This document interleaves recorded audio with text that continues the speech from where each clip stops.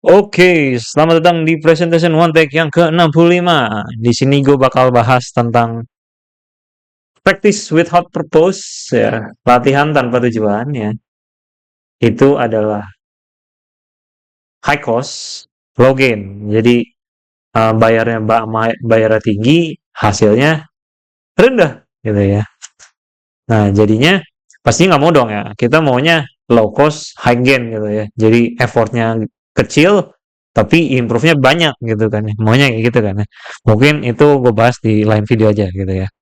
Nah, jadi kalau lu cuma latihan tanpa ada tujuan yang jelas, yang terjadi akan kayak gini.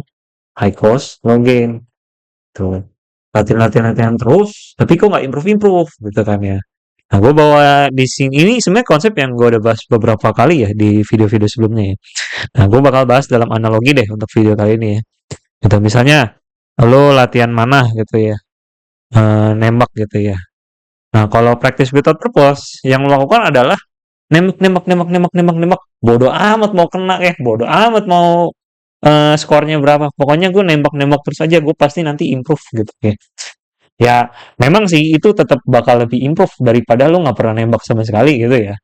Cuma kalau mau jadi expert untuk nembak, setidaknya bukan expert lah ya, sampai kena di titik kuning itu, titik paling tengah gitu, yang paling skornya paling gede gitu. Ya, lu harus punya tujuan untuk ke sasaran lu kena kena di poin utamanya itu yang kuning tuh ya gitu. Instead lu cuma nembak bodo amat mau kena atau enggak gitu kan. Yang akhirnya adalah panah yang dipakai banyak, tapi yang kena nggak ada gitu kan. Miss terus gitu ya. Nah, jadi setiap attempt-nya ya lu akan mencoba ya. Oh, kalau nembak ke sini kenanya di sini. Berarti seterusnya gue harus kayaknya gini nembaknya gitu. Ya gue pribadi sih nggak pernah ya manah beneran gini ya. Eh, kurang lebih ya seperti itu. Jadinya setiap attempt lu harus menuju ke titik sasaran ini nih, yang kuning nih gitu. Ya, atau kalau nggak akan yang kuning ya paling nggak yang merah, yang biru gitu kan ya. Nah, kita bawa dari contoh lain. Kalau bulu tangkis gue pernah main nih, ya, ya semua orang Indonesia harus pernah ya gitu. Bulu tangkis. Bulu tangkis nih gue nggak jago ya gitu. Tapi gue seneng soalnya lari-larian, tepok-tepok kayak gitu. Nah, gue juga nggak pengen jago sih gitu. Gue cuma seneng aja main. Jadi eh bulu tangkis ya hobi aja buat gue. Gue nggak pengen menang lomba, nggak pengen skornya gede, kalah menang gue bodo amat. Karena ini cuma hobi gitu ya. Buat gue bulu tangkis buat cuma hobi gitu. Buat olahraga, buat cari keringet gitu.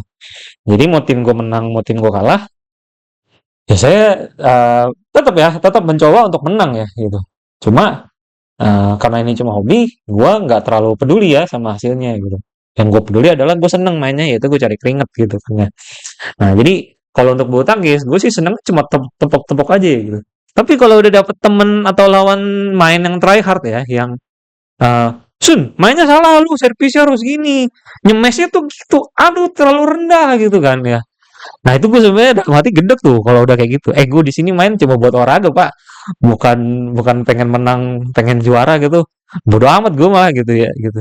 Jadi ketika udah dituntut harus harus mainnya bener, servisnya harus bener, apa servisnya tuh harus rendah kan, harus sampai senet gini kan. Aduh itu gua jadi malas kadang gitu ya. Orang di sini cari keringet doang bukan menang gitu kan ya, gitu. Tapi mungkin temen gue juga malas ya karena temen gue pengen serius, guanya nggak pengen serius gitu ya. Ya sama kalau lu gambar itu cuma hobi aja, ya udah lu nggak perlu ada keharusan untuk jadi jago atau ini cuma jadi hobi gitu kan.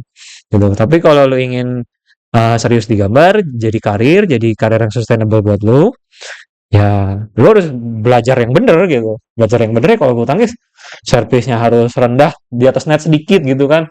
Habis itu gue nggak terlalu tahu sih ya gitu. Smash harus gimana, terus timingnya harus gimana gitu kan ya. Membaca lawan gitu. Ya gue nggak terlalu ngerti juga sih sebenarnya.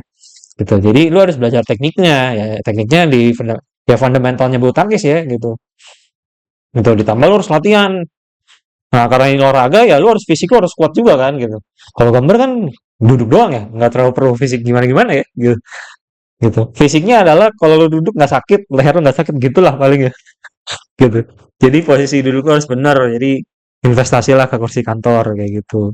Karena gambar tidak perlu gimana-gimana ya gitu. Nah, misalnya contoh yang mungkin lebih lebih relate lagi buat banyak orang. yaitu main Mobile Legend gitu.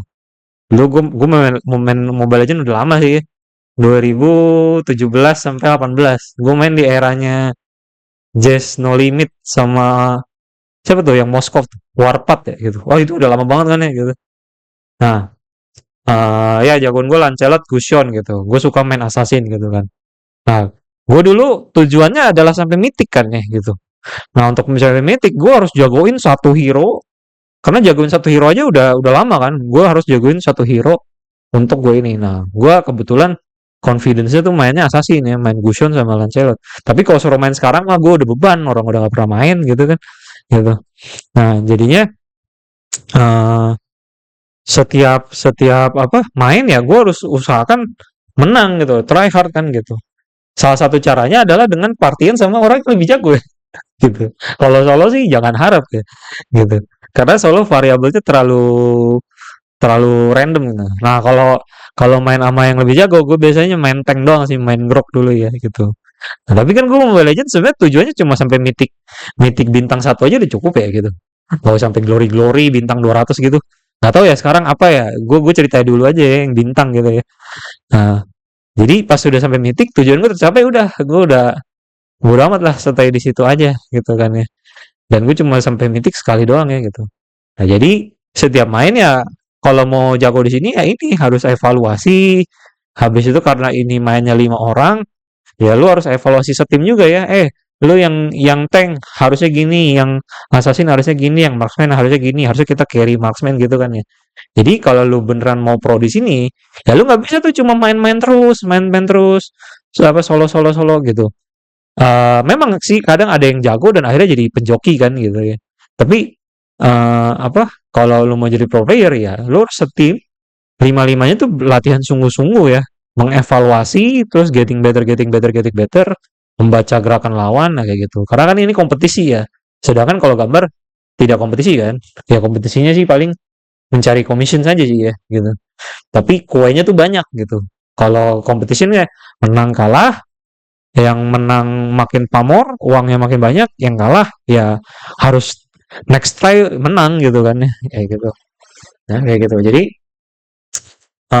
dari 3 sampel ini untuk mendemonstrasi ya bahwa kalau latihan jangan tanpa tujuan ya. Apalagi kalau lo mau getting better kayak gitu. Karena hasilnya akan menjadi high cost, low gain gitu. Oke, terima kasih sudah menonton. Sampai jumpa di video berikutnya. Bye bye.